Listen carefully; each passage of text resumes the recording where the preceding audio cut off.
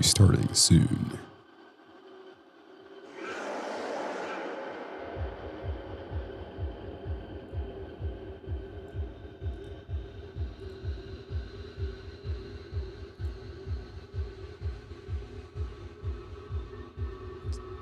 This live stream is rather impromptu. Welcome to Spirited Meadows.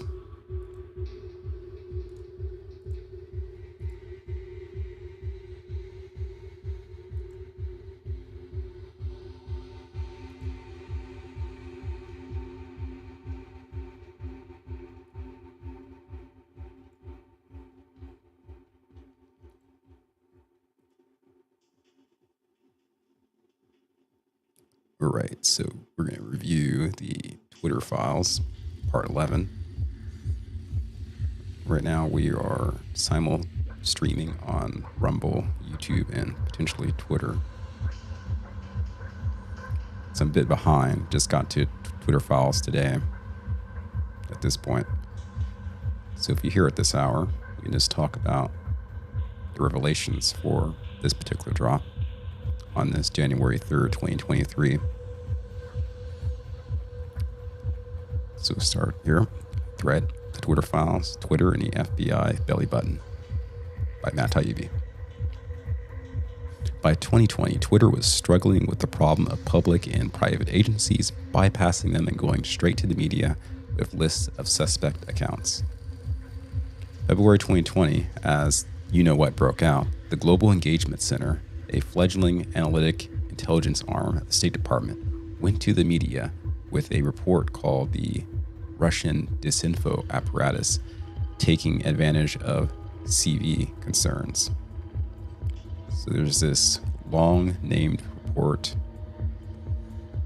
The GEC, through coordination with a trusted partner, tracked the global activity of Russian state-linked false personas and proxies, which often push disinfo and prop. CV has been a top subject for these accounts since the 24th of January. The CV as a topic is being propagated by these Russia-linked accounts in different languages, including English, Spanish, Italian, German, French. This indicates this disinfo campaign is intended for a global audience. These accounts have previously been tracked by the GEC because of their involvement in the Chilean protests, the Yellow Jacket protests in France, and conflict in Syria, and other geopolitical events. And so you see these Russ-linked accounts there, starting January 21 and increasing to, let's say, about January 29th, and just staying consistent. This is a report from 2020.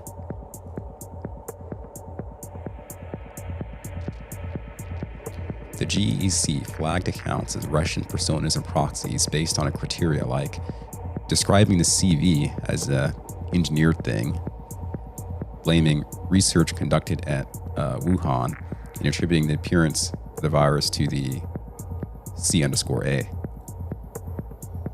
So these are their concerns, and I ask you, do you think these concerns are legitimate as possibilities?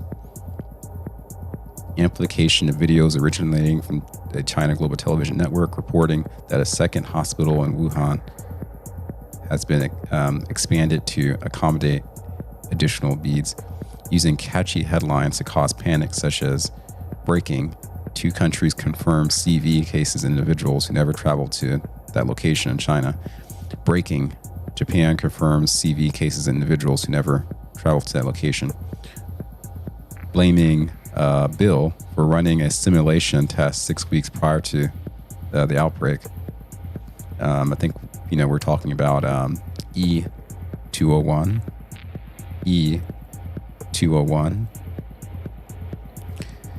describing the CV as something that was created, attributing the appearance of the V in China to the C_A. Just going to point number 4 there. So I guess this is considered dangerous by the GEC to even question the possibility that this CV was, occurring in an unnatural way. All right, that's duly noted.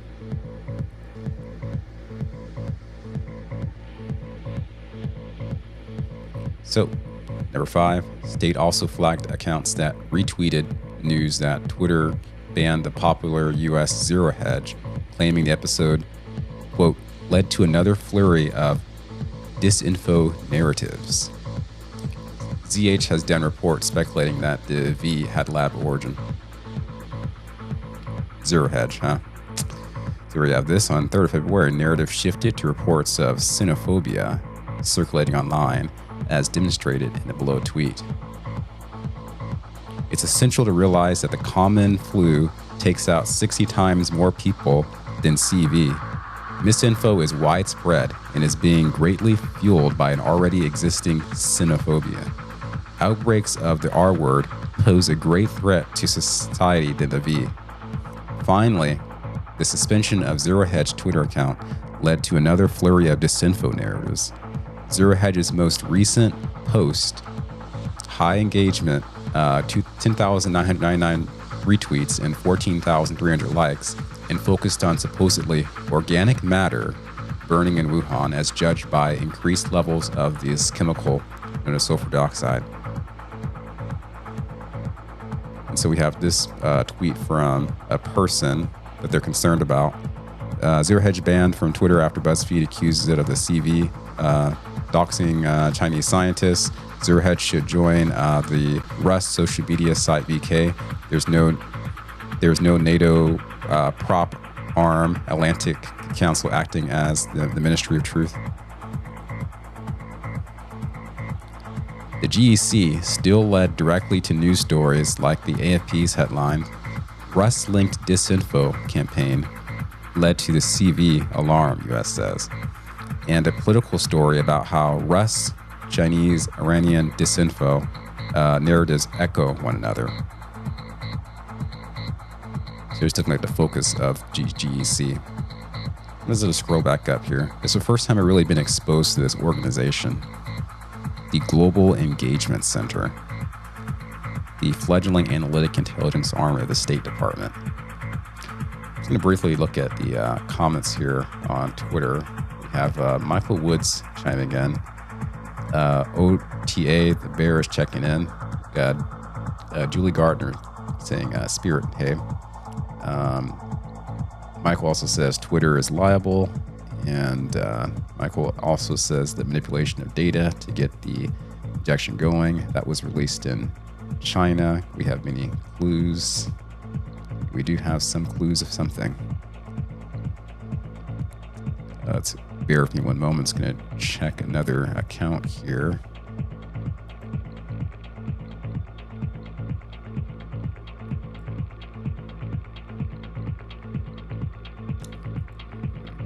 Okay, I see.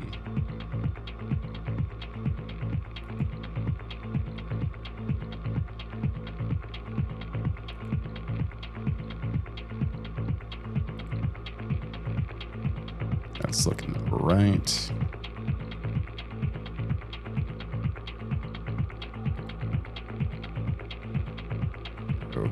Okay, so I'm gonna go ahead and continue here.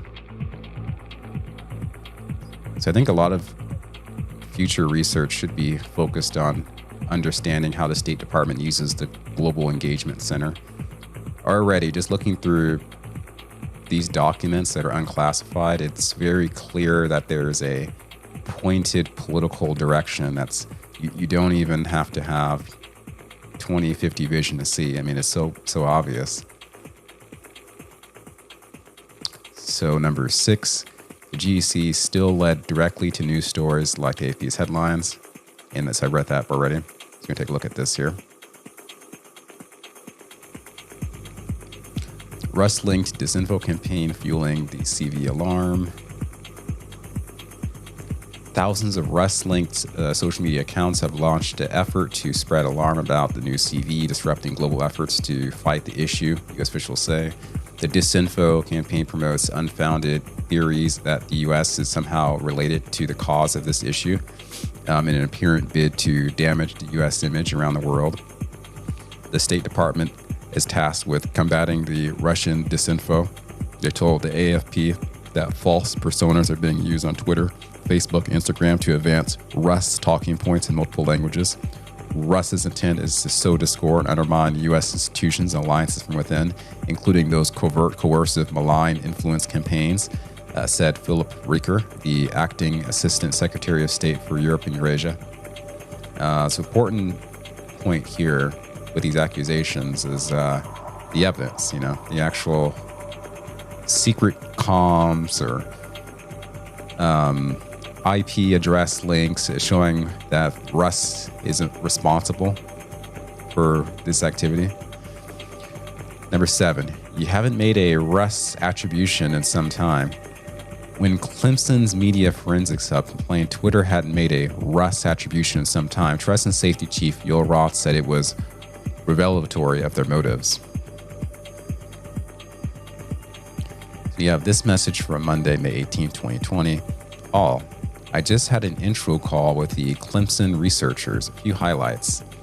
They continue to dig into Project Sunlight data releases and commended Twitter on its transparency and commitment to making these data sets open to researchers like themselves. They are working on developing a media literacy tool to help consumers identify when they might be engaging with an inauthentic persona online. They did ask about our findings regarding the latest list of accounts they shared with NBC. So we got a mainstream media affiliate here. And I relate that we did some inauthentic behaviors. We did see some inauthentic behaviors, but they were unable to attribute the accounts to the IRA. They noted that we hadn't made an attribution to Russ in some time and asked if there was any information they could provide to help us make those links, to help us, thread those imaginary connections, because we really want to malign a boogeyman, forgoing the obvious fact that we are the boogeyman. I offered that if it would be helpful in the future to arrange an analytical exchange ahead of any conclusions they release, we will be open to doing so.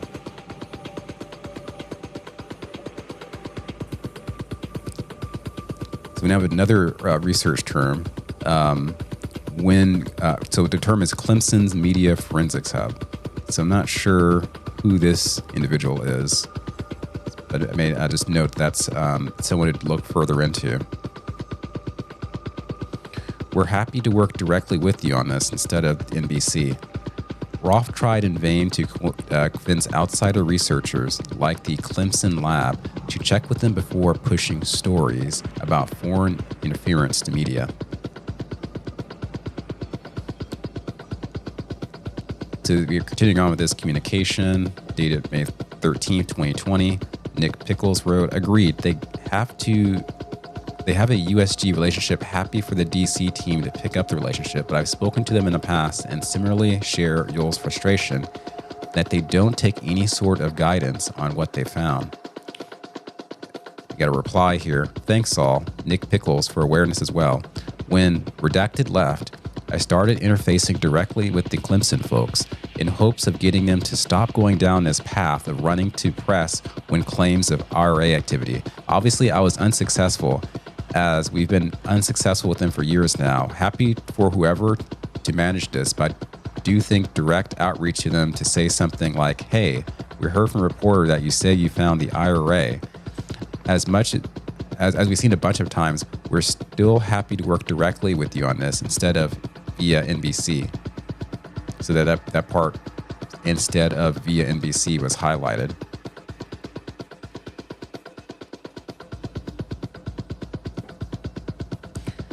Twitter was also trying to reduce the number of agencies with access to Roth. If these folks are like House Homeland Committee and DHS, once we give them a direct contact with Yoel, they will want to come back to him again and again, said Policy Director Carlos Monge. So just keeping track of these terms here, we got Carlos Monge. We have NBC directly. We have the Clemson Media Forensics Hub. And we have the GEC. Just keep track of all these terms here.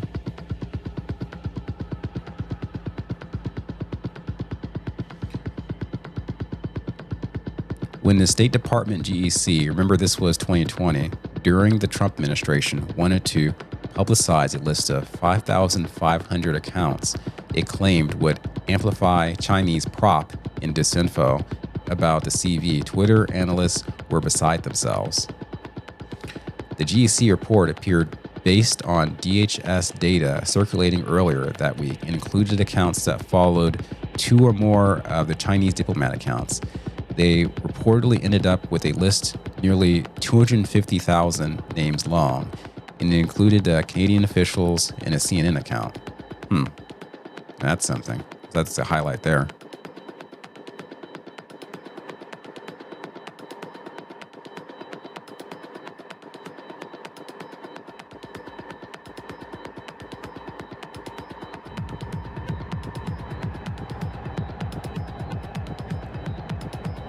So you have this message here, May 7, 2020.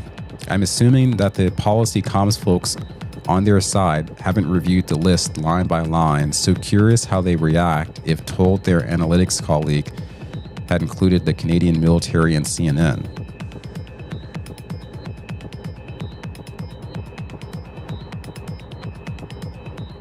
Yeah, so I don't really know how CNN and Canadian military were involved here. High redacted, at least I can at least share from their press side that CNN heard they have nearly this number of accounts, 250,000. A State Department spokesperson told CNN that the GEC provided Twitter with a small sample of the overall data set that included a lot of accounts, adding that it was not surprising that there are authentic accounts in any sample. Here's a roundup of coverage and some notable tweets thus far. I also expect a separate and or updated Bloomberg story and possibly a piece from the Associated Press, who I spoke with earlier. Overall, pretty straightforward coverage. The pointed headline is to be expected from CNN. I think I may have used the term pointed earlier to describe the political direction of this whole thing. Very pointed.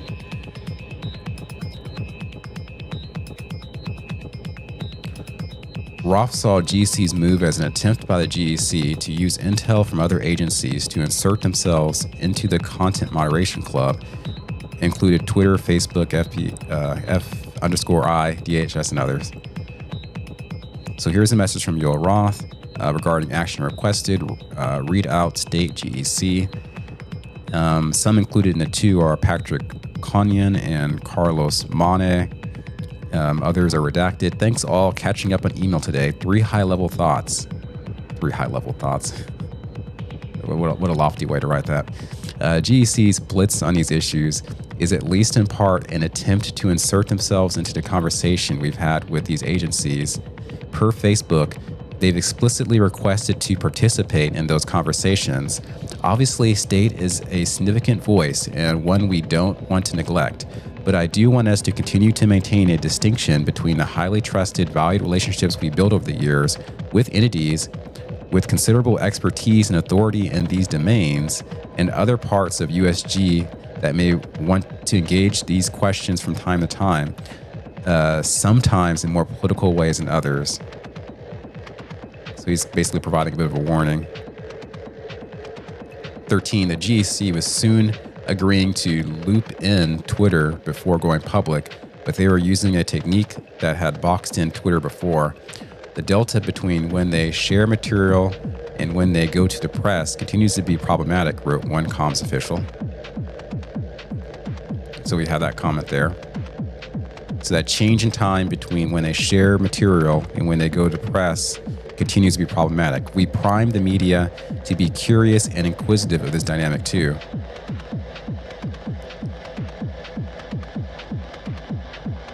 And so the previous paragraphs, hi folks, some thought here, seeing the GEC piece, our info ops regarding CN and future labeling are as interconnected. I think we need to be mindful of the larger picture. Agreeing redacted, something a little more detached and direct might be helpful so that they're aware we're going over the data rigorously by our own internal standards and not half-baked to meet their media cycle.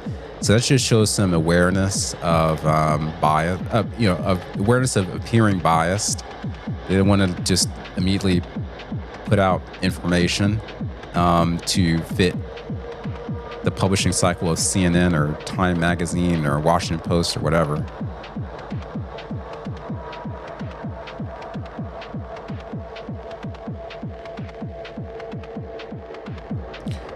The episode led to a rare public disagreement between Twitter and state officials. And so we have a CNN Politics headline. Twitter disputes State Department claims China coordinated in CV disinfo accounts.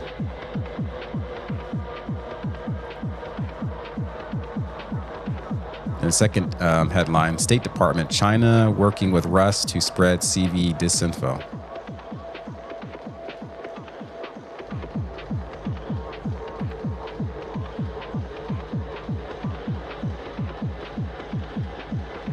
So when were these headlines? We see this date here, 2022 midterms. I think this series of drops could be written a little better, like in a more comprehensive manner, but doing the best we can here with how it's presented. Just going to check the comments on YouTube briefly here. It's like Terry's in the house. Hey, everyone. We call Clemson Muyu. All right.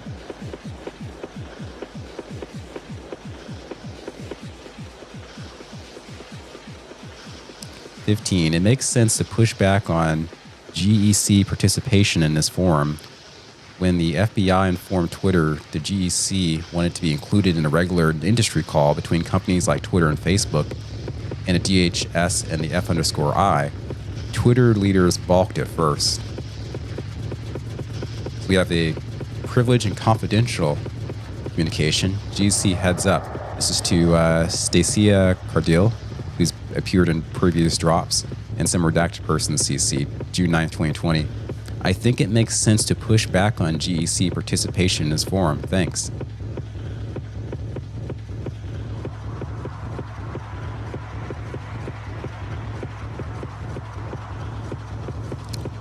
What I don't like about this drop is we don't know who's carrying the action here.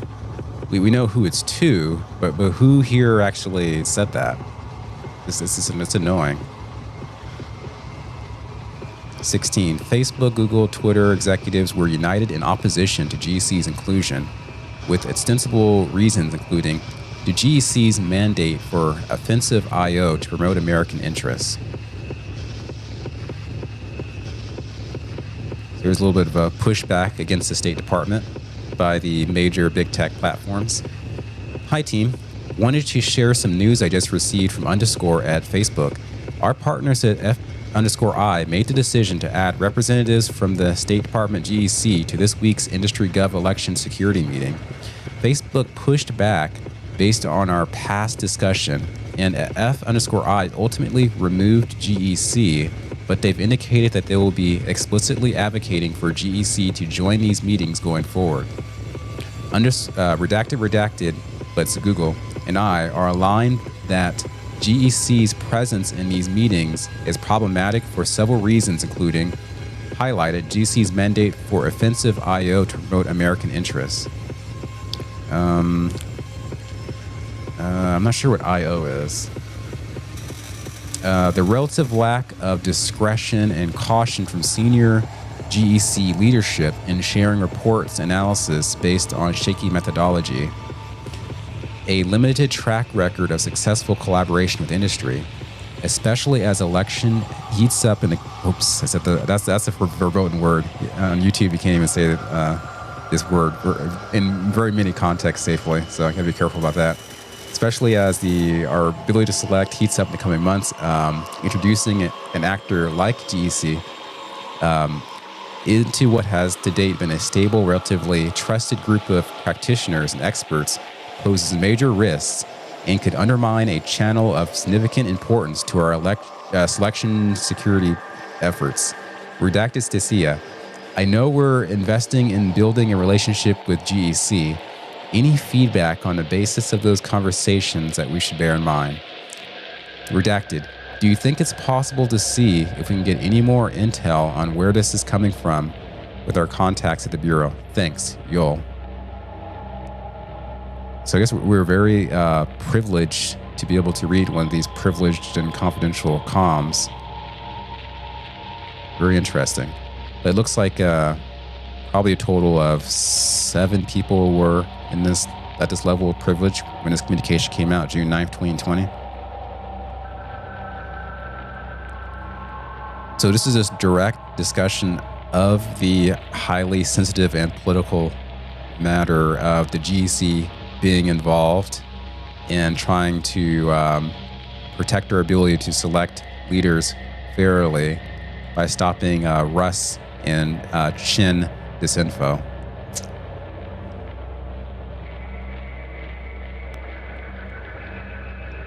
I'm just going to just check here on the music selection before I continue this here. I can hear the music like really loudly in my headphones, so I'm not sure how it comes across here in the stream. It's a little loud on my end, so I'm just trying to fix this.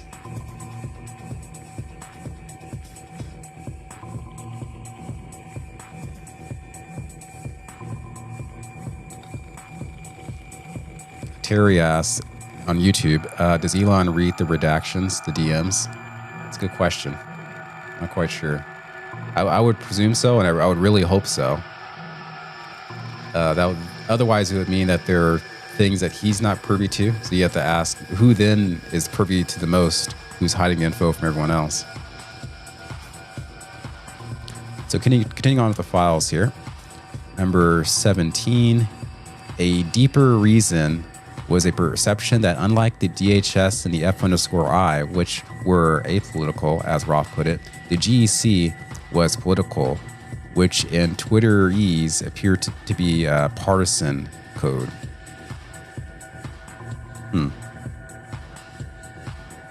So I really wonder where this perception comes from. Like, you know, from the, you might say, more libertarian or conservative perspective, the F_I are viewed as being political. I think many actually would view the DHS as being political too. We have to think about their preeminence after the 7-Eleven store issue that happened over 20 years ago. And you know, there's just some libertarian concerns of the government outstretching its authority. So some will look at DHS as also being political, but it's really interesting that Twitter thought these agencies were apolitical, but maybe the GEC was political. I think they thought the F_I was less Trumpy, is how one former DoD official puts it.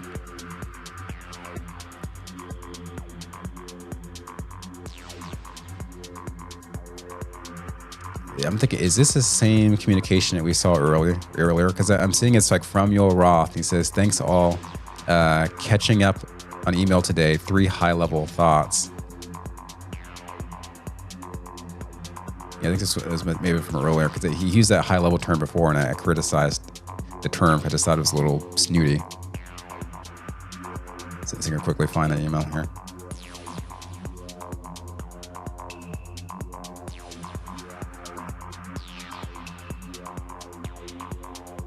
It's a little harder to find things quickly and efficiently when you're streaming live.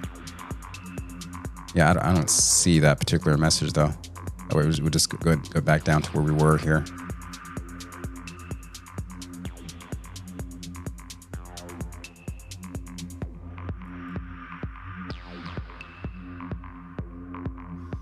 So looking at this particular message, let's go to number 2. The political angle is really important here. Site Integrity's engagement with DHS, FBI, etc. has been fruitful precisely because they're generally apolitical. GEC has a track record of actively advancing specific ideological agendas. And the example is given in their work, WRT Iran. We should not lose sight of this distinction. While I have reservations about GEC's position here, I see public policy as strategic drivers of our engagement with USG, with myself and the rest of the SI team supporting the strategy with our specific subject matter expertise. If you tell us to meet with someone, we're going to meet with them. Use your power responsibly, Yoel. 18. After spending years rolling over the Democratic Party requests for action on Russ-linked accounts, Twitter was suddenly playing tough. Why? Because as Roth puts it, it would pose major risks to bring the GEC in. especially as our ability to select heats up. So here we have this message, June 9th, 2020. Hi, team. Wanted to share some news I just received from Redacted at FB. Our partner said the FBI made distinction to add representatives from the State Department GEC to this week's industry governance selection security meeting. Facebook pushed back based on our past discussion, and the FIB ultimately removed the GEC, but they indicated that they were explicitly advocating for GEC to join these meetings going forward. And so we have those parts that I read to you there.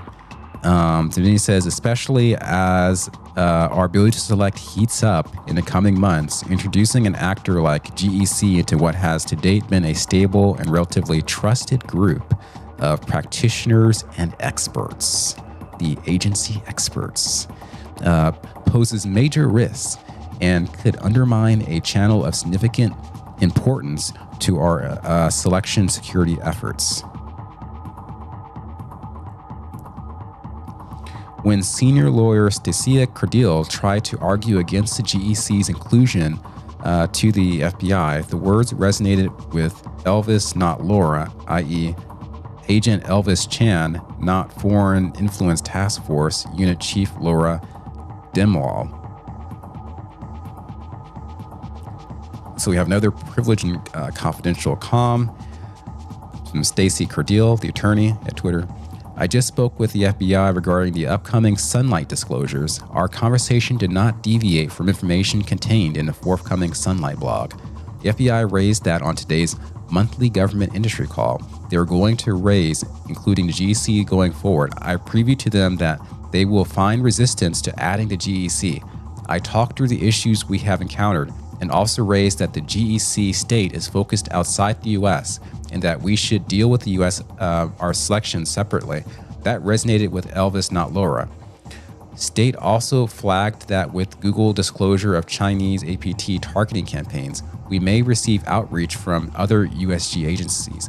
We should just deflect and say we are working closely with the FBI on these matters. Thanks, Dacia. Eventually, the FBI argued first to Facebook for a compromise solution, and other USG agencies could participate in the industry calls, but the FBI DHS would act as the sole conduits. So I wonder why do the FBI and DHS get to be the only and sole conduits?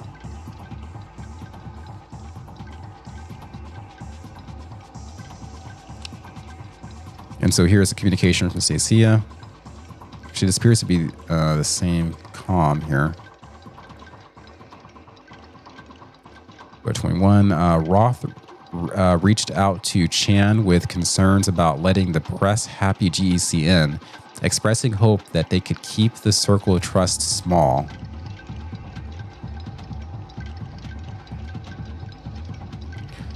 And so we have this communication to Yoel Roth regarding industry comms channel from a mysterious person, September 22nd of 2020. Yoel, just a heads up, we met with the FBI yesterday and Elvis asked about this. They want to have a USG industry channel that is separate from our industry-only channel. Elvis proposed that the DHS and FBI would be the conduits in and out from the USG, so any info that they want to pass to us will come through them. In typical Elvis fashion, haha, he asked me to approve for that industry, but I politely declined and said that they would have to be discussed among us all. Elvis said that he has been in contact with you about this. And so this is Facebook, apparently.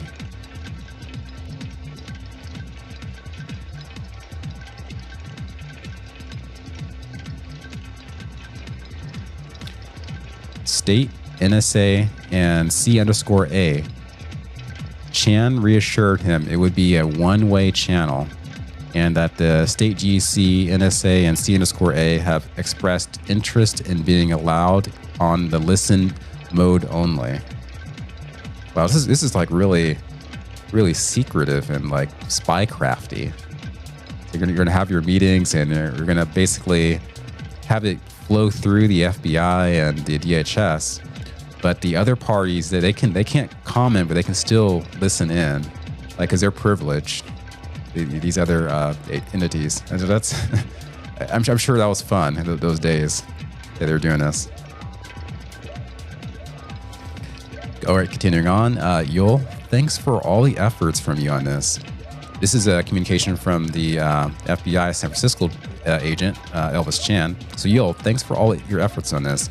You've made my life easier. I've got a call scheduled with CISA tomorrow to discuss this topic. I think the bulk of our talk will now be centered on how the USG can plug in. I'll follow up with you after we have our call. I know some questions will be coming up, so I want to bring them up now so you and other industry partners can start thinking about it. What USG agencies will be allowed on this channel? I think the easy ones will be the FBI, DHS, CISA, and the ODNI. That's the Director of National Intelligence Office, in case you guys are wondering. For your awareness, State, GEC, NSA, and C_A have expressed interest in being allowed in listen mode only. Welcome your thoughts on this. How many USG participants will be allowed onto the channel? Will it only be people that industry already knows? I ask because the FBI San Francisco Command Center, there will be 3 other supervisors working shifts when I'm not there. I also know different FITF personnel will be rotating through the command posts at FBI HQ. When will the channel be activated? For how long? It appears different organizations will be on enhanced posture for different time periods. Your thoughts on this will help us ensure we have adequate manpower for manning the channel. Regards, Elvis, Supervisor Special Agent, his tagline there. Okay. So, thread title, roll credits, belly button. We can give you everything we're seeing from the FBI and USIC agencies, Chan explained. But the DHS agency CISA will know what is going on in each state. He went on to ask if industry could rely on the FBI to be the belly button of the USG. So we have that communication here. Hi, Yul. Thanks for the response. I have some additional questions regarding them. I'm aware the industry is meeting about this on Friday, so you may not have any clarification until then. We can discuss during and after our scheduled meeting, depending on what your schedule looks like. If it will only be a one-way comm for the USG to industry, it seems like it should be at least the FBI and CISA. Highlight. We can give you everything we're seeing from the FBI and USIC agencies. CISA will know what's going on in each state via Homeland Security Information Network, the HSIN. However, how will the industry partners communicate back with the FBI and CISA? For the FBI, we will use the pre-established channels already in use. For example, you and Redacted will email me directly. If that is the case, that will work for the FBI, but I don't know about the communication channels you have at CISA. Or will the industry partners rely on FBI to be the only belly button for the USG? We can do that as well. That's interesting. We just need to know the industry's group's preference. So you kind of wonder, like, are there other situations where there are like private companies and you have multiple intelligence agencies or other government agencies who want to work in coordination, but communication has to be limited to control information flow. So you have like one main channel, the quote unquote belly button, and then the others can kind of feed off of that navel, get their intel from what they do. This is like an interesting concept. So maybe they choose one of the agencies, because there are a lot of different intel agencies. This is pretty interesting. Number 2, sounds good. We will likely only establish one signal channel for the FBI San Francisco and one for the FBI HQ. The FITF chief may want to be on a channel as well. I'll provide the companies our command post shift roster so you know who's on a shift for any given day. And we have some additional information. Facebook has mentioned activating a signal channel before the first presidential debate, which works for us. But we won't have the enhanced staffing levels until a certain date in October. I don't think we'll stay in enhanced posture through January, so I think we can revert back to standard channels sometime in November, perhaps after the important event is certified. Certify our selection. 24. They eventually settled on an industry call via Signal. In an impressive display of operational security, Chan circulated private numbers of each company's chief moderation officer in a Word doc marked Signal phone numbers, subject line, list of numbers. Okay, so that kind of tells you about the Signal app and how it's being used. I'm just going to take a second and look through your comments here on YouTube. Then I'm going to check Rumble afterwards.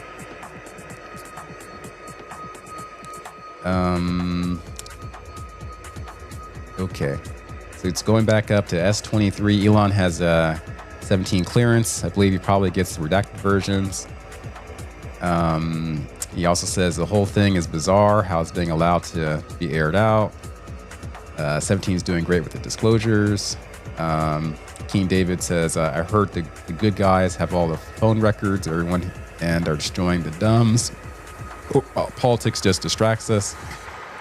The dumbs, yeah, we haven't forgotten about those. I personally think that Trump will be reinstated and serve for 8. Okay, actually, I can't say that in this channel, but I see your comment there. Orin Payne says, LOL, KD seconded. Then KD says, C_A, crooks. And, okay, another political point there. Got it, King David. Seems like Elon is getting debriefed and has some type of high-level clearance. Maybe, I hope so. Nataria says, does Elon read the redactions, DMs? Actually, that's my comment from earlier. Just click it off there. I think that's the end of the comments there. Just bear with me one moment. It's going to check Rumble here. Right, that's fine. Okay, that looks fine. Okay, so we're going to go ahead and continue here. It's 24. They eventually settled on industry call via Signal, an impressive display of operational security. So that's part of read to you. Take a look at this screenshot here. Hi, Yul. Sorry again for the delay. Attached is a list of numbers for the Signal channel. Let us know when it has been set up and we'll send the test message on it. Our attorneys wanted me to confirm that you will have the message settings to not disappear. We will need to be able to screen capture everything we've sent at the end of our command post to document it. Thanks. And so this was by Elvis Chan. So that at least tells outsiders that screen capturing things is important to the agency. The outsiders don't really know exactly what they're doing in there. I mean, so apparently they are all up on the common modes of using computer technology. I mean, it makes sense, but you just never know. So we got that phone number list there from Signal. Twitter was taking requests from every conceivable government body. Oh yeah, by the way, just on this previous comment about Signal. So if the agencies use it for their communications, and we know it's supposedly double encrypted, that does vouch for the integrity of the product and the utility of the product, that these 3-letter agencies trust it. So there you go. I mean, we already knew this basically, but it's just nice to see it in writing.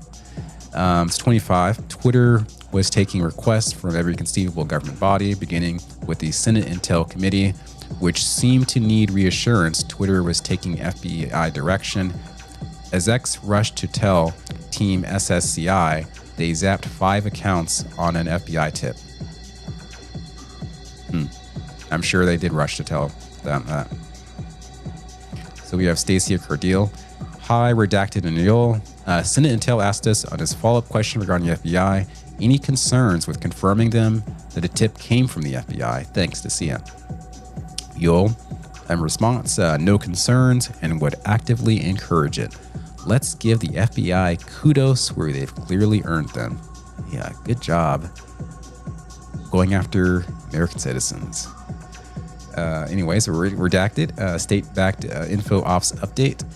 Team SSCI, we want to provide you a quick update. Today, we're suspending 5 Twitter accounts for platform manipulation that can be reliably attributed to Russ state actors. The accounts purported to be associated with a website called Peace Data, which publishes a range of content about global political issues. At least some of the content published on the website was created by real people who appear to have contributed to Peace Data as freelancers. The tweets from the Russ-linked accounts were low quality and very spammy, and most tweets from these accounts received few if any likes or retweets. The accounts achieved little impact on Twitter and were identified and removed quickly. Going forward, links to content from Peace Data's site will be blocked from being shared on our service. In this instance, we worked closely with the FBI Foreign Influence Task Force, and we appreciate their assistance.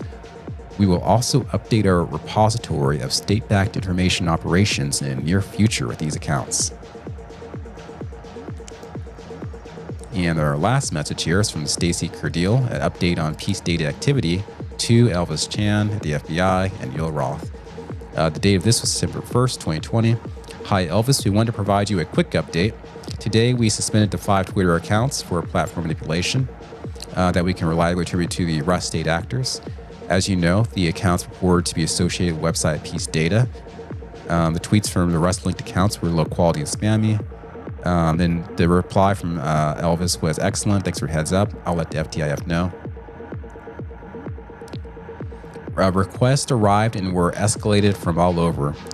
From Treasury, the NSA, virtually every state, the HSS, FBI, the DHS, and more.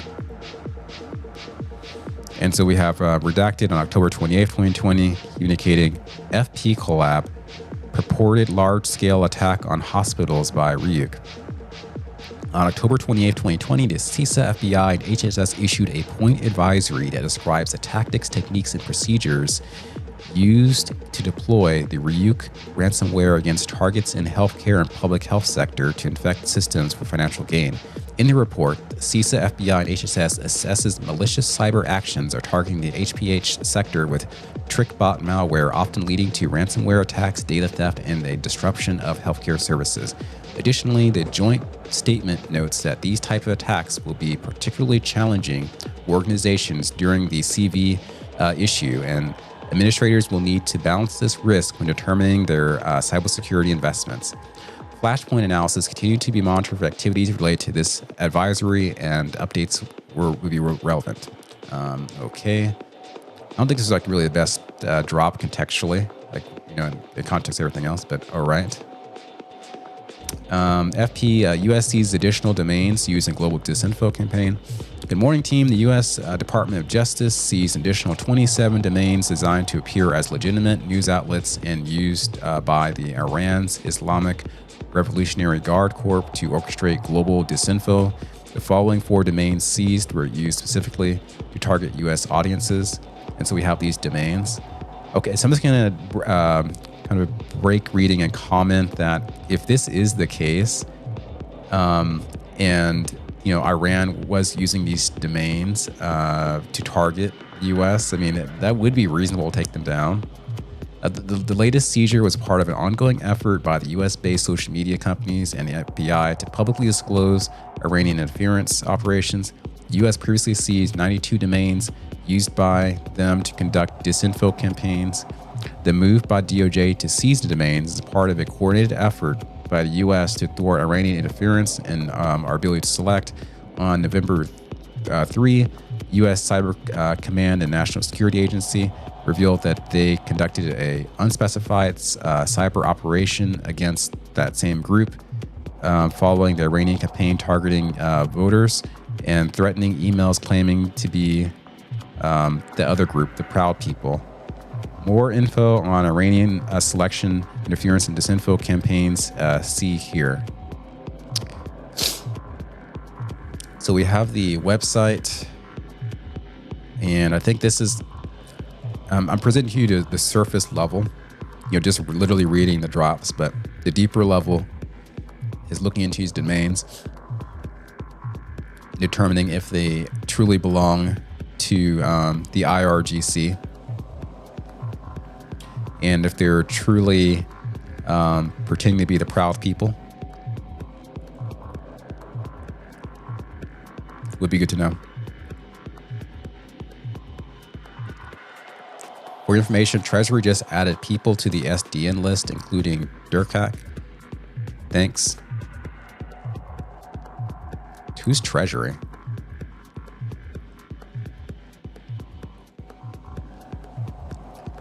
We have this one from October 26, 2020, not long before the big day.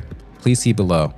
Our selection information security analyst came across some accounts that were suspicious, ostensibly CT-based and attempting to look officialish. Thanks. They also received an astonishing variety of requests from officials asking for individuals they didn't like to be banned. Here, the Office of Democrat and House Intel Committee Chief Adam Schiff, finally Adam Schiff comes up in this thread here, number 27, asked Twitter to ban Paul Sperry. So this is from a redacted person. I guess we may never know who this is. It will never get unredacted. I don't know. November 12, 2020, after the big day, to another redacted person. Hi, redacted. I met with redacted from PP, and he flagged the attached analysis from the House Permanent Select Intelligence Committee of Rep. Adam Schiff's office for your review and feedback related to alleged harassment from those problematic people against staffer.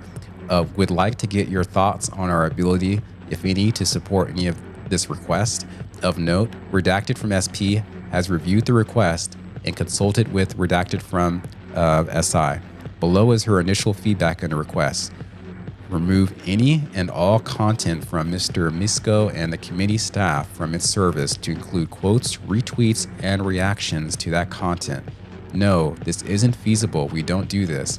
Suspend the many accounts, including Greg Rubini and Paul Sperry, which have repeatedly promoted false issues and harassed. We'll review these accounts again, but I believe redacted mentioned only one actually qualified for suspension. Suppress any and all search results about redacted and other committee staff. No, we don't do this. If it's related to the 17 issue, it should already be de-amplified. That means suppressed and free speech ruined and trampled upon and stabbed and other negative words you can use there. Stop the spread of future disinfo on Twitter about redacted and other committee staff who are not public figures and who are not central actors in impeachment inquiry in 2020 selection process. No, we don't have a general misinfo policy.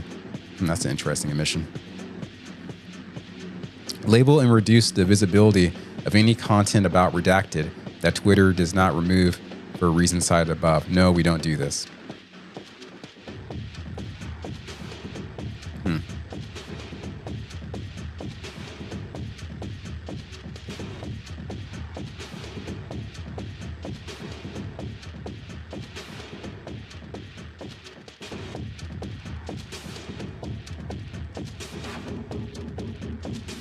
It's really frustrating. You don't know exactly who's communicating. It just makes this message not as easy to understand. I really like to know the thinking behind presenting information this way. So 28, we don't do this. Even Twitter declined to honor Schiff's request at the time. Sperry was later suspended, however.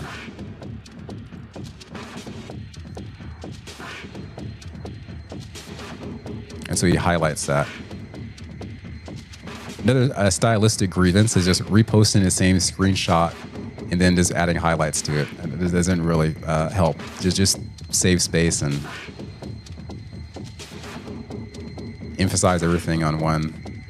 Twitter honored almost everyone's requests, even those from GEC, including the decision to ban accounts like Rebel Protest, who's still suspended, Bricks Media, who's still suspended, because GEC identified them as GRU controlled and linked to the Russ government.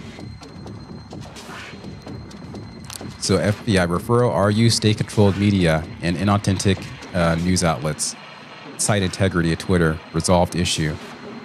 Due to additional information from the GEC that was made available on the 1st of October, the SAI has removed to suspend these accounts, as GEC now plans to publish a report calling Rebel Protest a GRU-directed site.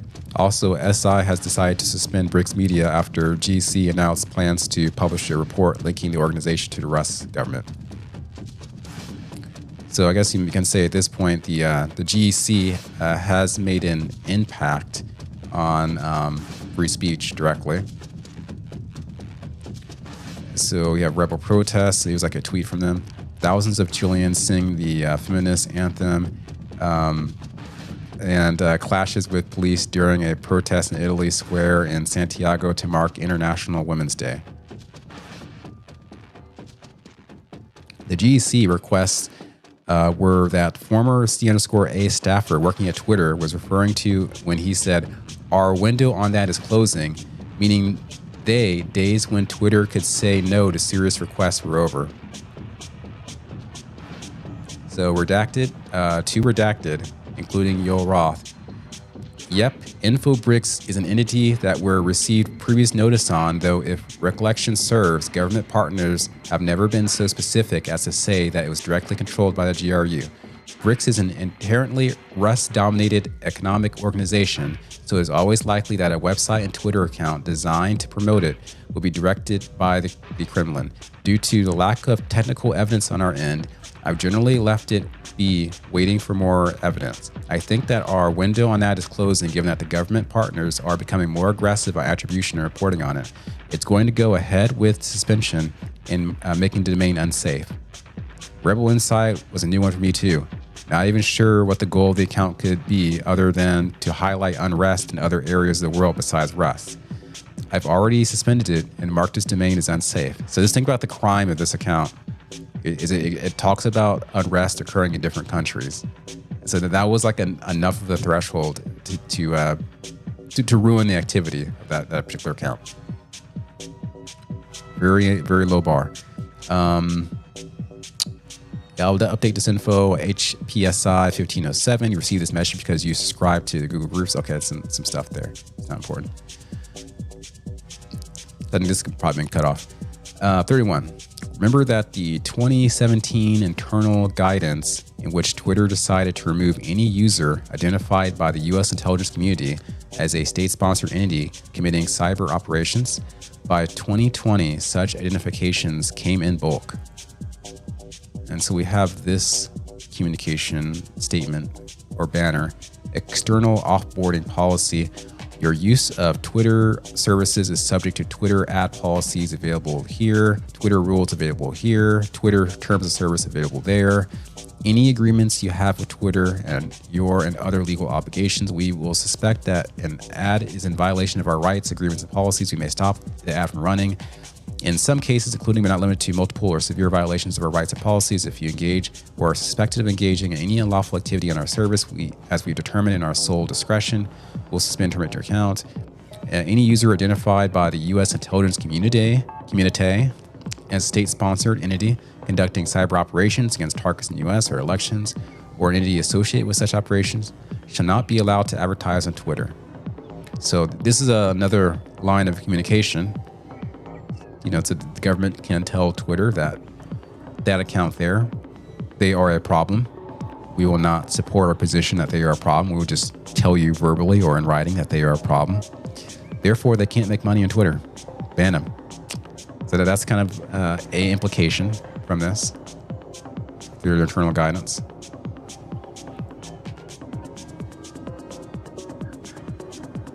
All right, now we're into 32. USIC requests often simply begin, "We assess," and then provided lists, sometimes in separate Excel docs, they believe were connected to the Russ Internet Research Agency and committed cyber ops from Africa to South America to the US. So you have this unclassified statement. This information is provided only for intelligence purposes in an effort to develop potential investigative leads. It cannot be used in connection with any foreign or domestic court proceedings or in any legal, judicial, or administrative purposes. We assess that the Russian mogul Yevgeny Privatny Internet Research Agency, controlled by the Twitter handle so-and-so, which was posting some derogatory content targeting African Americans in July of 2022. And so we have this unclassified document that probably should have been truncated.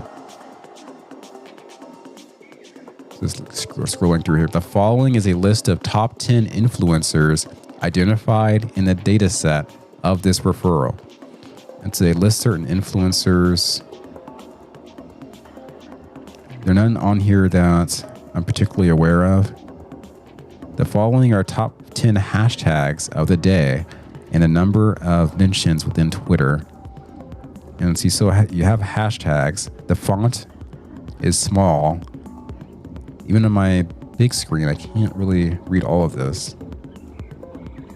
I'm sure you can download the image and zoom in on it.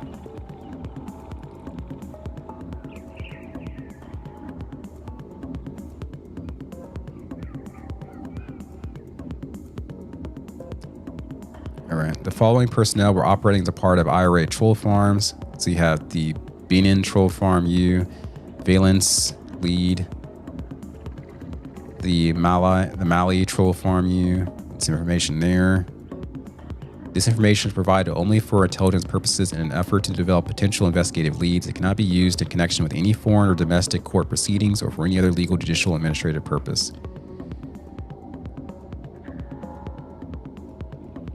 So the Internet Research Agency established and was operating troll farms in these in locations likely in India, Pakistan, and Nigeria as of late 2021.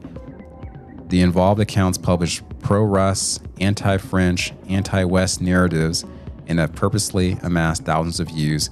It is also possible that some subset of accounts were also publishing pro-French narrative.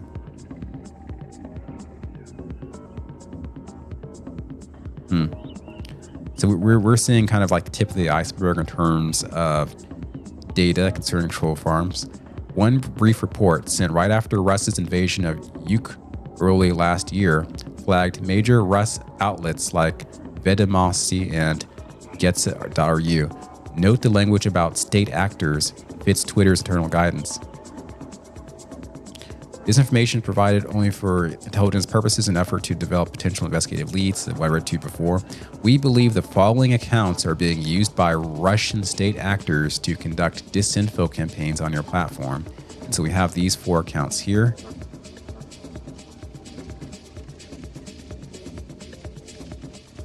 So there's really no command on what to do. It's just saying, hey, we found these accounts in violation.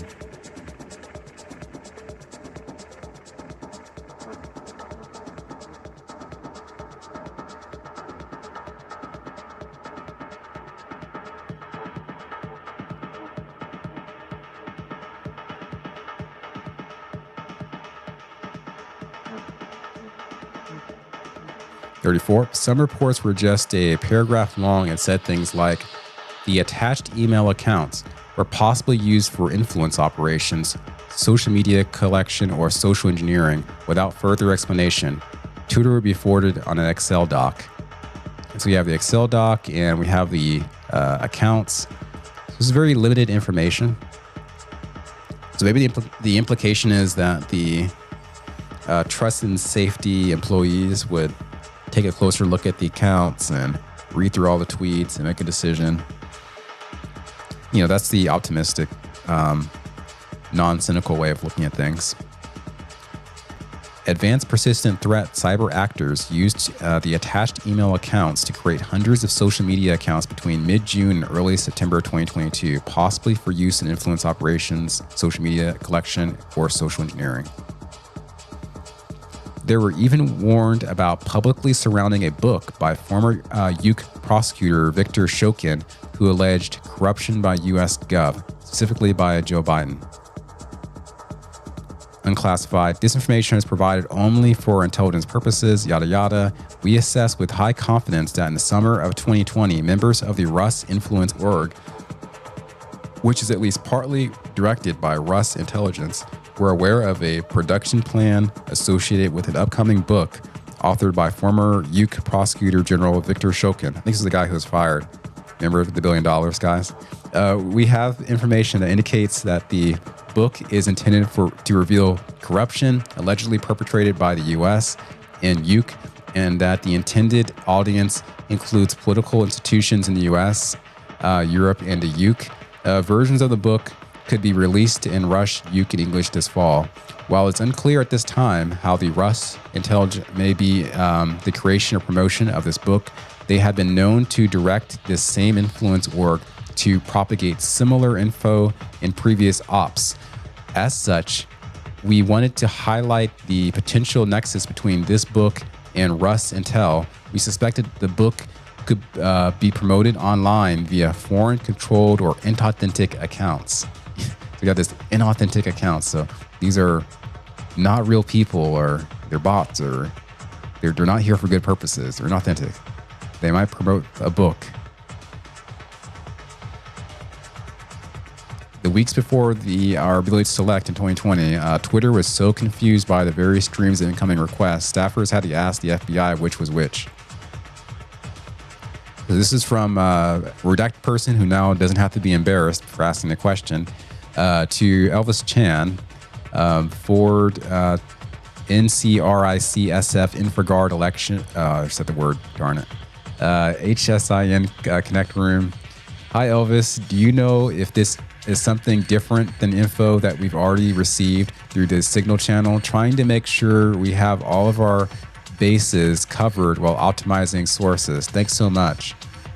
Dear private sector partner, we are pleased to announce that the Northern California Regional Intelligence Center, in partnership with the FBI division of FBI San Francisco division, will activate Homeland Security Information Network Connect Room, which will use private public safety info, private sector partners related to upcoming issue, current members of the San Francisco FBI InfraGuard Member Alliance and that organization are invited to register using link below to gain access to this resource. You must be a member of either the NCRIC or the SF InfraGuard to participate. So the meeting's going to be on this date, right before the big event, through November 5th, 2020, during the same 12-hour time each day, unless public safety related activity dictates differently. The Connect Room will provide a forum where information and relevant documents will be posted. I'll just scroll to see if it's important here to read to you. The sole purpose of this resource is to provide public safety info to our private sector partners as real time as possible. Emergencies and in-progress criminal activity should be reported via 911 to law enforcement. Suspicious activity could be reported to the website. So I'm not sure what's the importance of including all this in this particular tweet.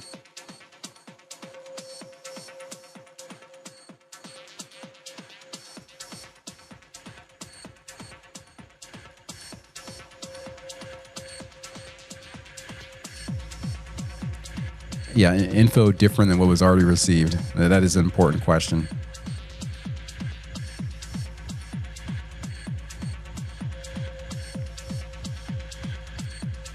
I apologize in advance for your workload. Requests poured in from the FBI offices all over the country, day after day, hour after hour.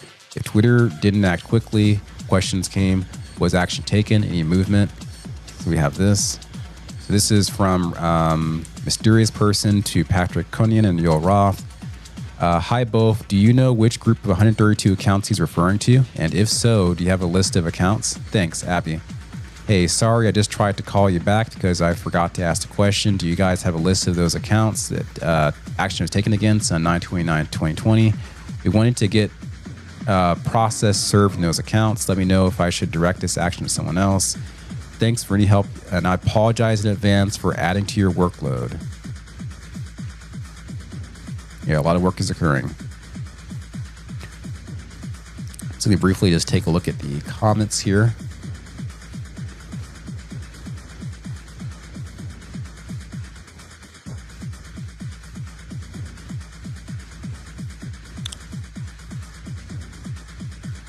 All right, so King says the K must fall.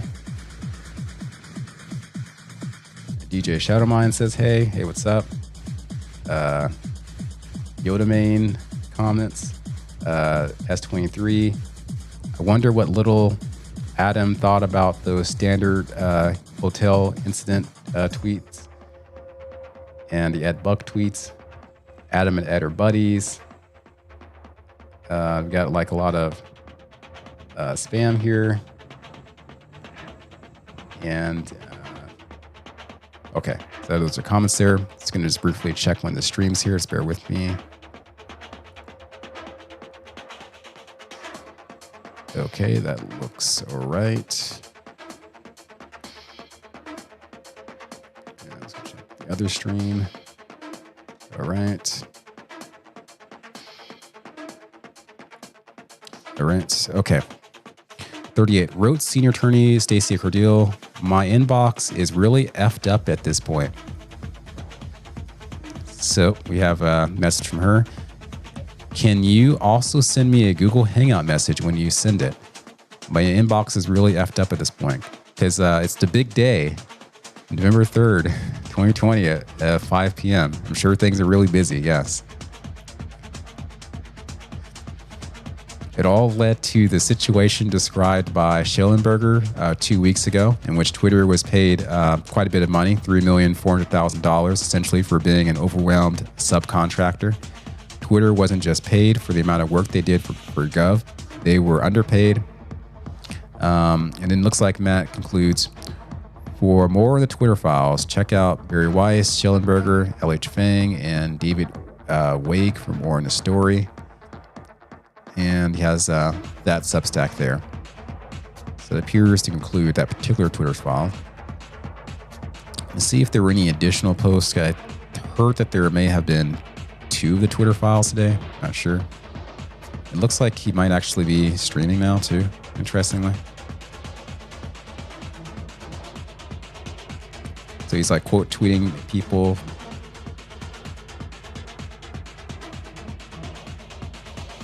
Quote tweeting a lot of people, actually.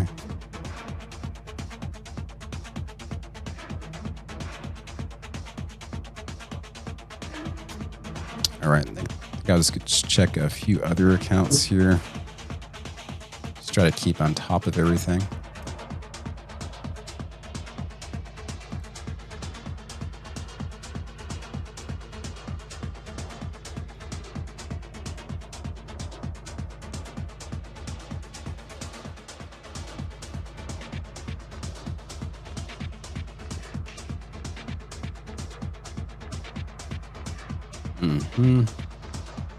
Okay, so yeah, Elon's commenting on Taibbi's earlier messages. So he says that U.S. Gov agency demands suspension of 250,000 accounts, including journalists and Canadian officials. Yeah, that is a that is a highlight.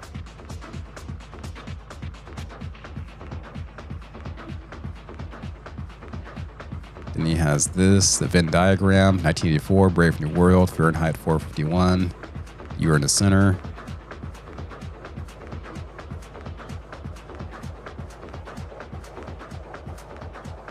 And then he replies to Jordan Peterson, to clarify, it's been decided I either submit to social media communication training or face a disciplinary hearing and possible suspension of my clinical license and a right to represent myself as a psychologist.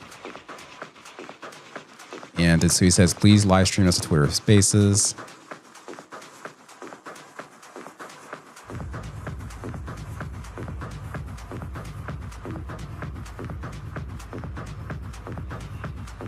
Okay, so this was the other Twitter files. So apparently Matt Taibbi posted 2 of these today. I read you the second one, which is the belly button, about FBI being the belly button. And so this is the other one, how Twitter let the intelligence community in. Let's just scroll through this here, see what the major topics are. So we got some message from Colin Crowell.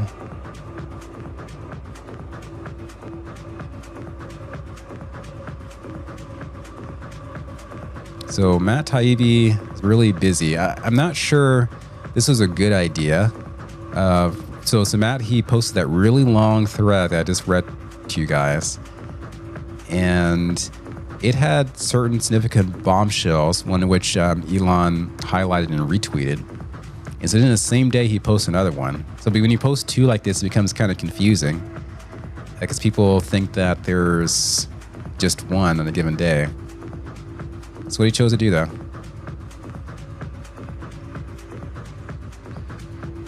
So I'm not sure if I'm going to get through all of this, but I'll read through some of them here.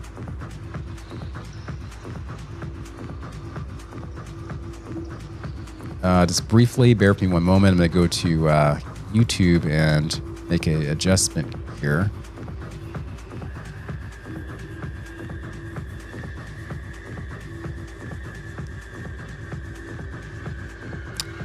Let's see. There.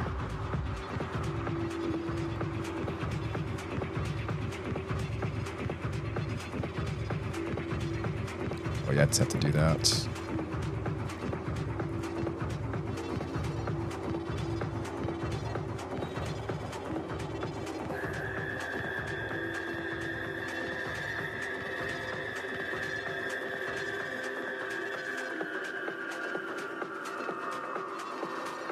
Oh, interesting. Okay, it's that self-resolved, it appears. Okay, so we'll start and go through this here. Twitter files, how Twitter let the intelligence community in. In August 2017, when Facebook decided to suspend 300 accounts suspected of Russ origin, Twitter wasn't worried. Its leaders were sure they didn't have any Russ problem. We did not see big correlation, no large patterns. Facebook may take action on hundreds of accounts, and we may take action on 25. With the FBI in its effort, I'm sorry, I keep confusing Facebook with FBI. With Facebook in its effort, we can do that. We just want to be careful about expectations. Facebook may take action on hundreds of accounts and may take action 25. We can add Yoel for more detail.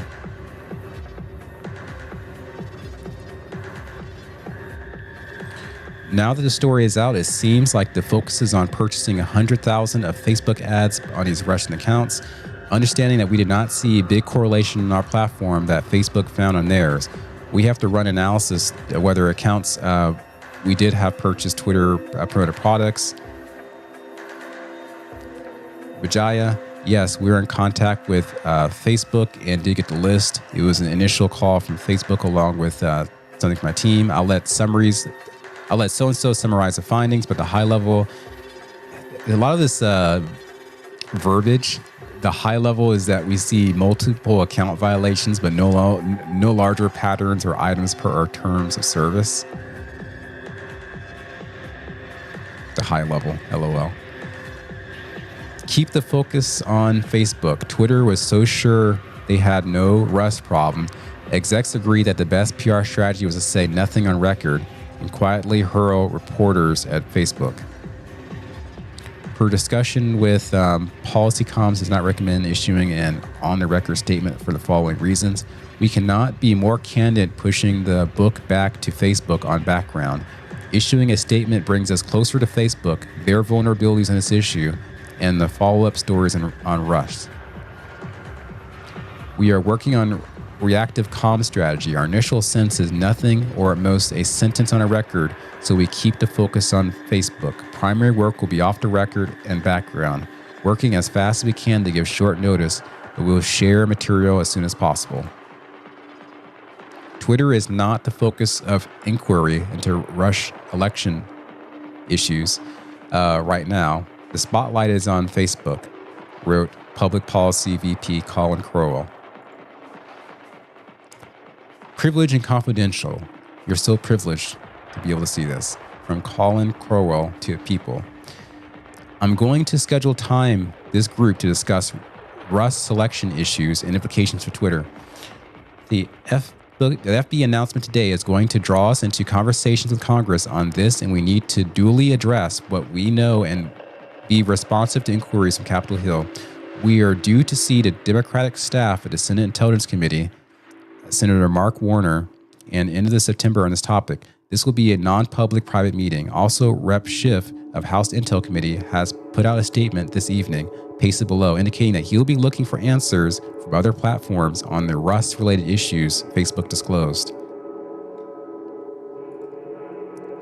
September 2017, after a cursory review, Twitter informed the Senate it suspended 22 possible Rust accounts and 179 others with possible links. So this is problematic because we're talking about possibilities. Are they sure these are Rust accounts? That's like the obvious question. Amid a larger set of roughly 2,700 suspects manually examined. And even if they were Rust accounts, can you untangle their agenda to determine that they were trying to harm processes in the United States? Receiving these meager results, a furious Senator Mark Warner of Virginia, ranking Democrat on the Intelligence Committee, held an immediate press conference and announced Twitter's report as frankly inadequate on every level. And so you see an image from that.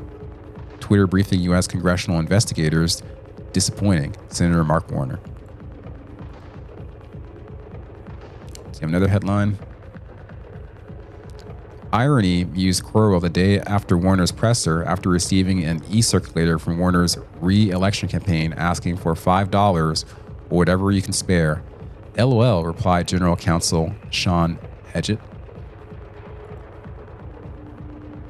So this is from Mark Warner, December 29, 2017. Colin, we only got a short amount of time before Saturday's crucial end of quarter fundraising deadline, and we're behind. Getting ready for next week's battle over the Trump budget. More on that later. Really need your help. Turn us around. Can you chip in $5? Interesting. Keep producing material. After meeting with congressional leaders, Quirrell wrote, Warner has political incentive to keep this issue at the top of news, maintain pressure on us and the rest of the industry to keep producing material for them. So we have this message from Colin Quirrell. Update on Russ election. I keep saying that word. Issues to Jack Dorsey. So this long message here. We get a lot of background. I'm just going to read through it briefly.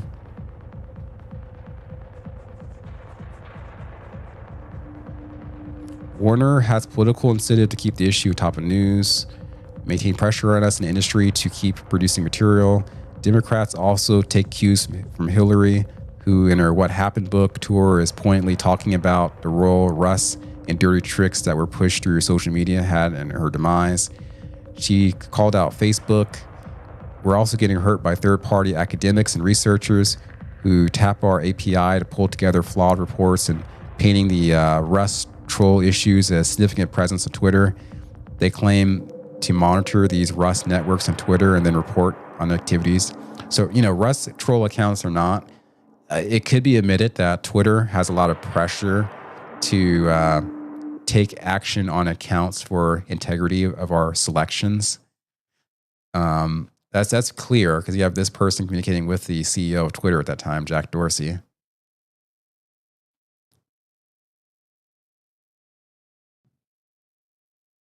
Number 10,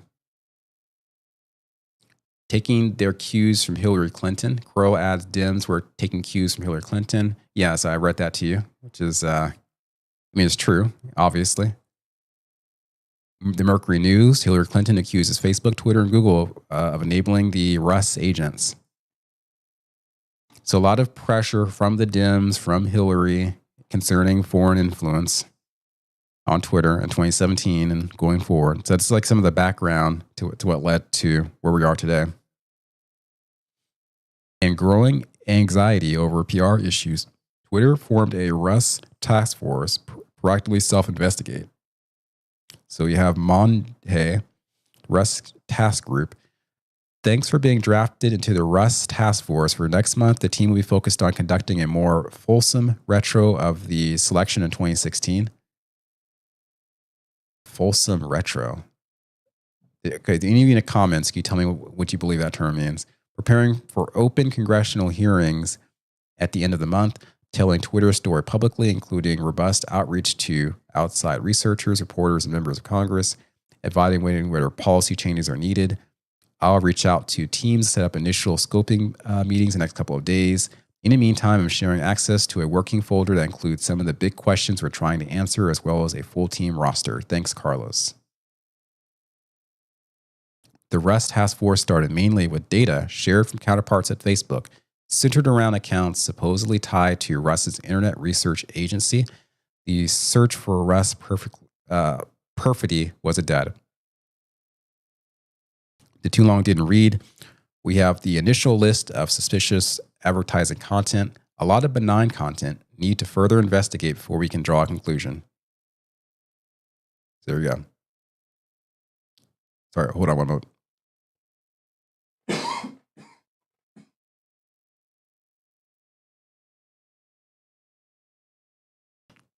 see here.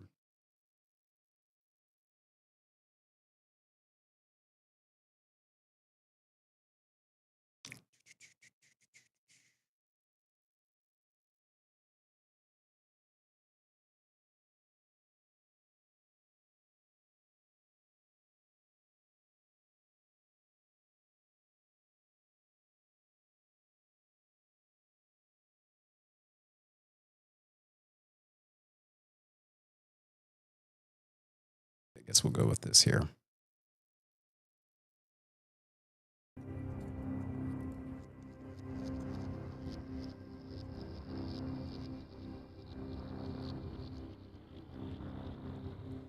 October 13, 2017. No evidence of a coordinated approach. All of the accounts found seem to be lone wolf type activity. Different timing, spend targeting, less than 10K in ad spend. And so it shows pretty much the same thing. Manual review has begun with 6 accounts identified with some signal to Russ, mostly login driven, and been identified with election activity. 2 of 6 are RT accounts already identified. Deeper analysis required, but at first pass, it would suggest that these are low spend, isolated actors rather than anything significant. I wonder what percentage of all of the accounts, including the 250,000 that were suggested for, are these like either people with no bad agenda or maybe some small cells of operators who are operating on a low budget. I mean, who knows? A lot of wiggle room there. October 18, 2017. First round of RU investigation, 15 high risk, 3 of which have connections with Russ, 2 of them RT.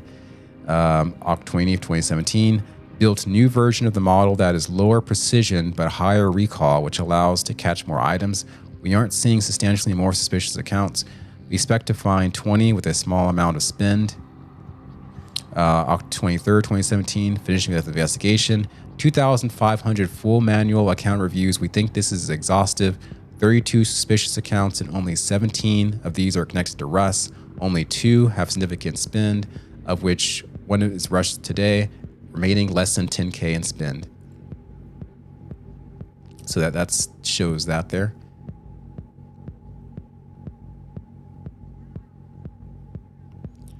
So they say that we will review at 11 a.m. to many decisions about the path forward, working to finalize blog posts for Plan B launch. The optimal launch window would be between Tuesday afternoon and Wednesday.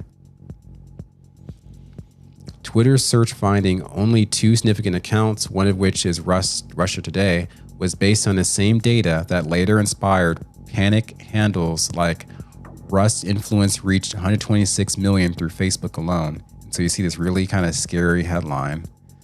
The failure of the Russ task force to produce material worsened the company's PR crisis. In the weeks after Warner's presser, a torrent of stories sourced to the Intel committee poured into the news. An example being Political's October 13th, Twitter deleted data potentially crucial to Russ probes. Potentially crucial. Okay, very political. Pun intended. Were Twitter a contractor for the FSB, they could not have built a more effective disinfo platform. John Hopkins professor, Intel committee expert Thomas Ridd told Political. So that's both a John Hopkins professor, a strong name, authoritative institution, political, authoritative publication, each putting pressure on Twitter. As Congress threatened costly legislation, Twitter began was subject to more bad press fueled by committees. The company changed its tune about the smallness of the Russ problem. Hi guys, just passing along awareness. The write-up here from the Wash Post today on potential legislation or new FEC regulations that may affect our political advertising, wrote Crowell. So that you see that there. This echoes the comments of our Senate Intel Prep Q&A doc and our need to show willingness to make some moves here ourselves. We will engage as necessary in this DC as proposals are developed, and any new FEC regs or legislation will likely take some time to effectuate. But I want you guys to have the context of how Facebook's recent announcement are ginning up things here in town. It's a lot of folksy language there. But the major concern may affect our political advertising. As soon as that bottom line is affected, it's going to start motivating people to get in the game. In this case, it's the RUS game, creating that boogeyman, marshaling your forces, walking in step with Google and Facebook under the auspices of the DNC. Hi guys, just passing along for awareness to write up here from the Wash Post today, potential legislation of new FCC regulations that may affect our potential advertising, wrote Crowell. Okay, he literally copy and pasted the same thing in 2 tweets. This is something I don't like, but I'm just commenting on this. He must have been rushing. In Washington, weeks after the first briefing, Twitter leaders were told by Senate staff that Senator Warner feels like tech industry was in denial for months, added an Intel staffer. Big interest in political article about deleted accounts.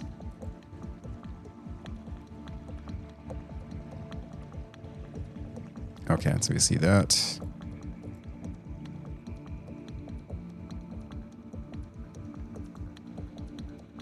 Twitter pledged to work with them on their desire to legislate.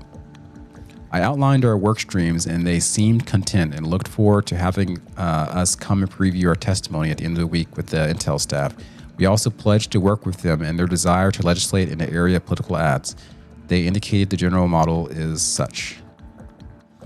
Knowing that our ads policy and product changes are an effort to anticipate congressional oversight, I wanted to share some relevant highlights of legislation Senators Warner, Klobuchar, and McCain will be introducing, wrote Policy Director Carlos Monge soon after. And so there's that statement there. Knowing that our ads policy and changes that affect anticipate congressional oversight, wanted to include them, the Honest Act. Extend to paid digital advertisements the FEC requirements that apply to broadcast, radio, and print ads. Adds political matters of public importance, including national legislative issues of public importance, to the list of issues for which the FEC would require enhanced political disclosure, in addition to ads that mention candidates directly. The committee appears to have leaked. Even as Twitter prepares to change its ads policy and remove RT and Sputnik to placate the Washington, Congress turned the heat up more, apparently leaking the larger base list of 2,700 accounts. And there's that message from Carlos at Twitter to Colin Crowell. Will do on House Intel. The committee appeared to have leaked in account names. Yeah. And so Yoel Roth was included in that communication, as well as Sean Edgett and Lauren Culberson. The others are redacted. Reporters from all over started to call Twitter about Russian links. BuzzFeed, working with the University of Sheffield, claimed to find a new network on Twitter that had a close connection to Russia-linked bot accounts. We've had below requests from BuzzFeed UK. Can we run analysis accounts ASAP? Thanks, Nick. We're working with some researchers at the University of Sheffield, UK. Okay, so that's another country being involved here. Helping the US out, targeting Americans. Very, very nice. Our brothers across the pond. 28. It will only embolden them. Twitter internally did not want to endorse the BuzzFeed Sheffield findings. These are definitely bad accounts, and based on their phone carriers, they have signs of being connected to Russ. Once we've settled on a press strategy, we should suspend them all, but they almost all were principally active in German, and while before that some were active in English rather than related to US selections, and there's no especially clear sign that they're necessarily IRA linked. That's a big boogeyman, and Russ, the IRA. I think we need to get their questions by emphasizing limited scope of the 2,700 accounts we specifically identified to Congress. We also reported to Congress on thousands more Russ-linked accounts.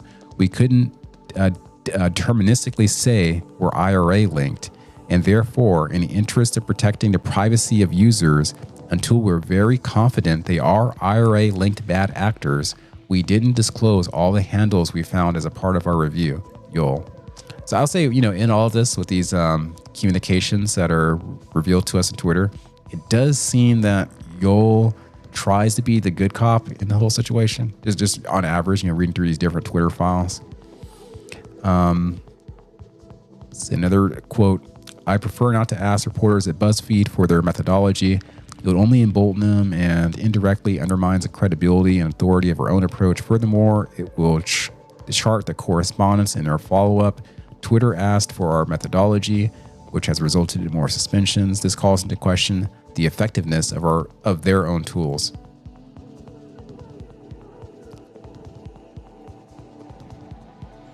Senate Intel Committee is asking possible to whip something together. Still, when BuzzFeed piece came out, the Senate asked for a write-up on what happened. Twitter was soon apologizing for the same accounts they initially told the Senate were not a problem. Yep, we'll work on something now and share this group for feedback shortly. And then below, in response to Senate Intel Committee asking for a write-up on what happened with these accounts. And that's by Carlos. So you see at this point, November 27, 2017, Twitter was receiving a lot of pressure from Congress regarding potential bad actor IRA-linked accounts. Reporters now know that this model that works. This cycle, threatened legislation, wedded to scare headlines, pushed by congressional intel sources, followed by Twitter, caving to moderation, ask, would later be formalized in partnerships with federal law enforcement. So we have this here. Hi, everyone. Given we've now suspended all accounts, we will take a hit in the press that moves from BuzzFeed to more established publications. We'll work to contain it. Relatedly, we can expect more investigation of accounts that are tangentially associated with the IRA handover to the U.S. committee, buoyed by academic brand names. Reporters now know this is a model that works.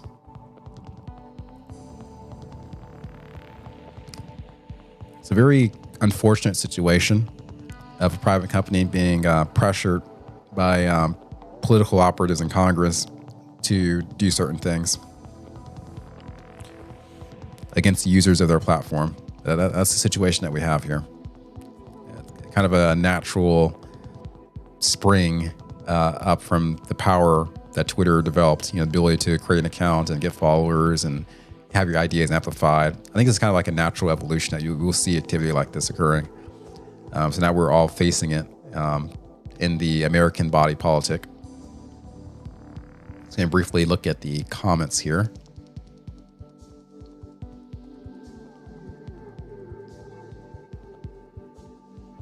So it looks like at some point Luke Weingard came in. So that just got here. Hi, friends. Hey, Luke, how's it going? I'm on the YouTube chat comments currently. I'm just reading through those. I'll check Rumble too if there's anyone commenting on Rumble. S23, been digging the latest SOA timeline vids. Thanks, S23. Luke says, not that I'm aware of, or at least nothing in depth. He may have mentioned it. Interview last night was good. S23. Did see latest interview, that was good. Historical knowledge, amazing. Let's see. Kuehl says, these people are clowns. I agree. Okay, let's go to that there.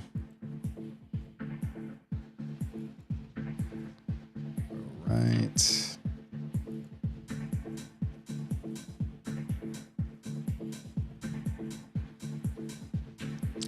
Okay. 31. Twitter soon settled in its future posture. In public, you removed content at our sole discretion. Privately, they would offboard anything identified by the U.S. intelligence community as state-sponsored entity conducting cyber operations.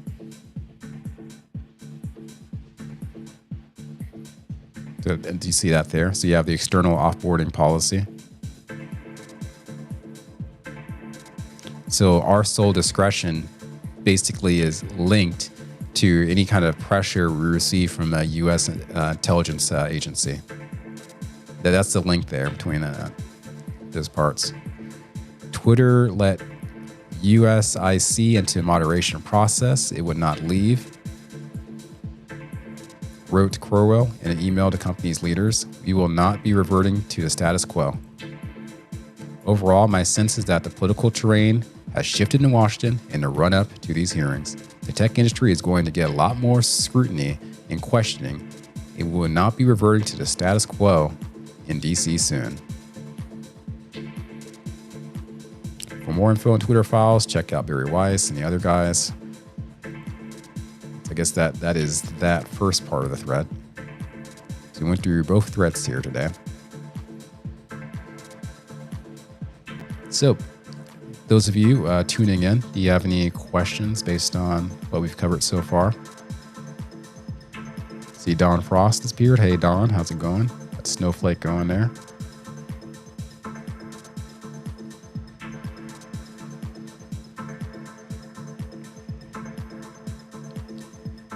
Matt's pretty busy today. I'm just going to read through just some of his other quote tweets here briefly.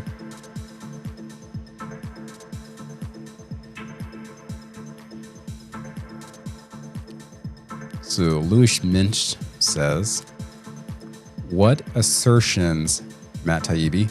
You sound awfully defensive. I never accused you of working for Russ. And to read Tolstoy in the original, all one has to do is learn Russ, not move to Moscow. I read Beowulf in the original without time traveling to Anglo-Saxon England." And then he quote tweets her, "Obviously, your line about how I wasn't lost to RISPROP. Do you mean Russ prop? But was always theirs. You're so used to smearing others as Russ proxies, you apparently don't feel shame about it. But it's incredibly obnoxious. So you should really stop." Then he quote tweets her again. "Why did you choose to live in Russ for 11 years, Matt?"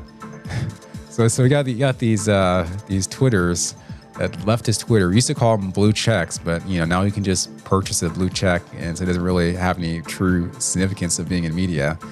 We have these, we call them the blue yellow flags. And there's no point everybody, hey, you're in that country, the verboten country, the RUS country. Therefore, you're a bad actor. It's kind of the implication there. It's kind of funny.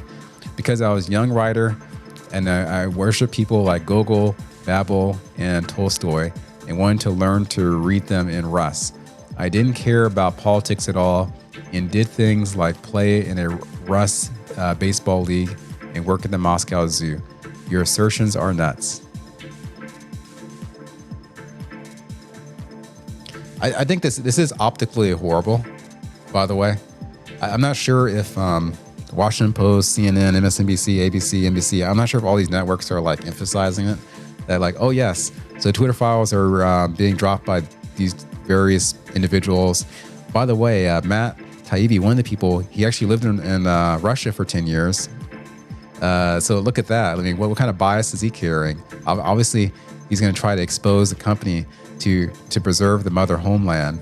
I mean, just, I guess Matt was perhaps selected because he was perceived as being able to not appear obviously biased or something to that effect. I don't know, but it's just, as far as making these choices in this shark environment where people are looking for every single little thing that they can bite off of you to destroy your reputation and to make you uncredible.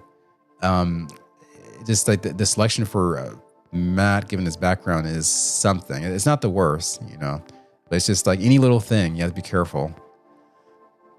This is a very political environment, especially when you're talking about revelations from a large tech platform that has had an outsized political influence in the United States, at least, but probably in other countries too. We got this message from Matt 3 hours ago. Note, there is a belief at Twitter that the State Department agency, the GEC, was pushing Mike Pompeo's complaints about China and the CV. How true that was still a somewhat open question, but execs for sure believe there were major risks in working with the GEC with the selection ahead. Another comment, USG Intel report sent to Twitter warns that a book by former UK prosecutor Victor Shokin is at least partially directed by Russ intelligence. Shokin has already maintained that Joe Biden insisted on his firing to stop probe into Burisma and Hunter Biden. So we know about that. And this is in response to this person, Stu Mama. Former UK prosecutor writes a book that says bad things about Biden, and the corrupt USA intel agency labels it Russ disinfo. Stunning. Yeah, totally not surprising, right? Totally not surprising.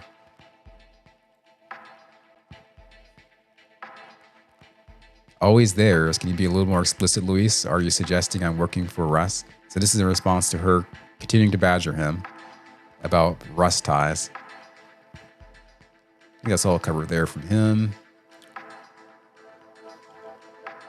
Let's take a look at one other account here.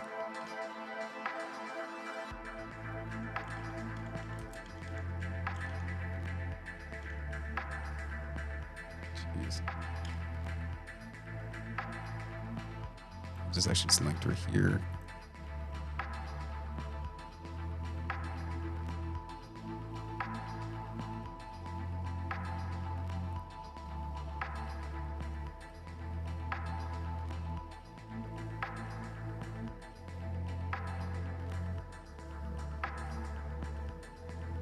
Okay, really nothing that interesting from Elon. He does have this meme here. It seems like our image recognition needs some work. Hot dog versus not a hot dog. And it's a response to this person. Several spaceflight accounts locked out today for showing shots of rockets. Yeah, that's a problem. Hopefully there's no sabotage going on. I'm not able to get Mario Newfall's account to appear. I'm not sure why. It's like a very popular account. Awful.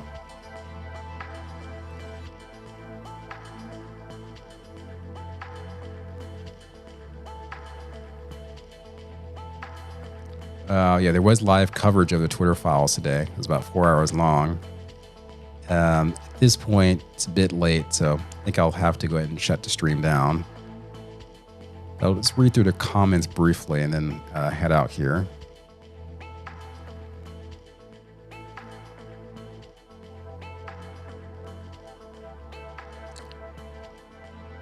So Julie comments in the Blood Money interview. S23, I wonder if the government had any compromising stuff on these twit teachees that made them do all this. Hi at Jack. Don Frost says, did the high level think that their point was correct, or were they doing it for power? It's probably a mixture. And that's the issue with narcissism. It's like there is like a extent of believing your own lie type thing going on. That some is just knowing. They know what they're doing. They don't care. Let's see. S23. How being twit was allowed certain materials to be allowed. Being how twit was allowed, yeah, certain things allowed. Elon brought light to that whole situation. Head soon rolled after that. This whole thing is way weird. How it's unfolding. Something seems off. Lots seems off to me, Julie says. Yeah, the way the revelations are coming forth, it's not the most ideal, but I would definitely say some type of revelation into evil occurring is better than nothing. I think the way the recent Twitter drops came out is like very far from ideal. Oftentimes they were posted like on a Friday or Saturday where people don't really look at the media, or they'll be posted in the middle of the day, like 2 p.m. Having some type of predictable schedule, at least knowing a certain time of day it's going to be posted, that's helpful. Or getting an approximation of when the drops are going to come, not just like randomly.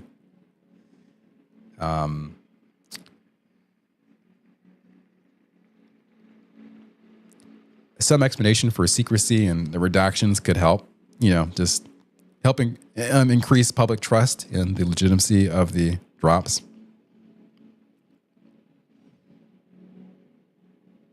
But overall, I think we're headed in the right direction by seeing this material. And apparently Thursday or Friday of this week, we don't know the exact date, regarding the CV, there's going to be another series of important drops that might further enhance our conversation concerning the scourge facing the earth.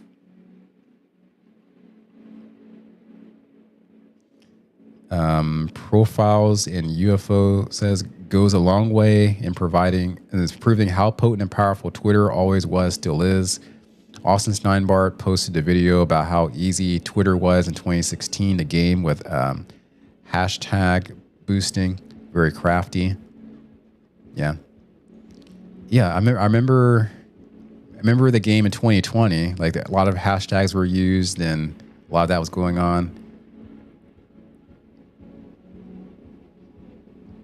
I'm not sure did Austin post a video in 2016 talking about 2016, or was that like more recently in 2020 talking about that time? See, something, Don Frost says, some things just feel like a carrot on a stick. I'm just concerned about who is holding the stick. Yep, same here. S23 says, Cray that Elon hashtagged prosecute Fauci. That's pretty interesting. Yeah, pretty interesting. And yeah, Elon said something, I think before Christmas. He said something really strong against Fauci, besides the hashtag. So whatever's going to come out in a couple of days, I think that's going to really cause a stir. And probably have to be very careful how I choose to cover the topic off Twitter or Rumble and some of these other platforms. A lot of eyes will be on that particular series of drops.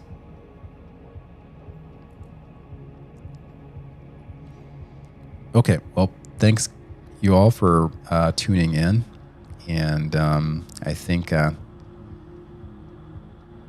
we're on the right track here as a body politic and a world. Oh, just briefly, looks like Luke posted.